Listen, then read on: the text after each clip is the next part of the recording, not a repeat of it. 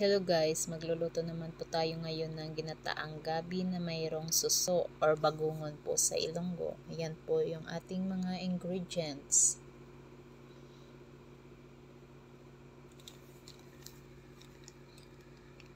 Umpisahan na po natin ang pagluluto. Igisa lang po natin ito una sa luya.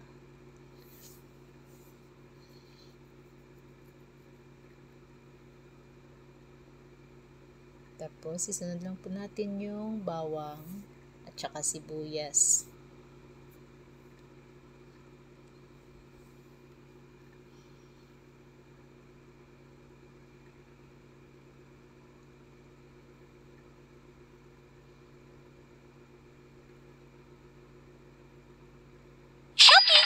Gisa-gisa lang po, saka ilagay na lang natin yung gabi.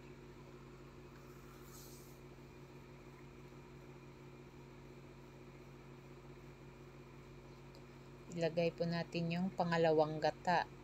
Yung pangalawang piga po yan. Yan, hintayin po natin maluto at ilagay yung kamyas na pampaasim. Lagyan ng paminta, asin at saka yung seasoning na gaya ng magic sarap po yung gamit ko. Yan, lagay po natin yung suso at hintayin lang po natin maluto bago ilagay yung unang gata or kakang gata po.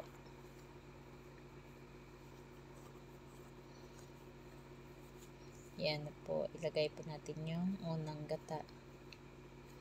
Tsaka, hintayin lang po natin maluto ng mga 5 minuto.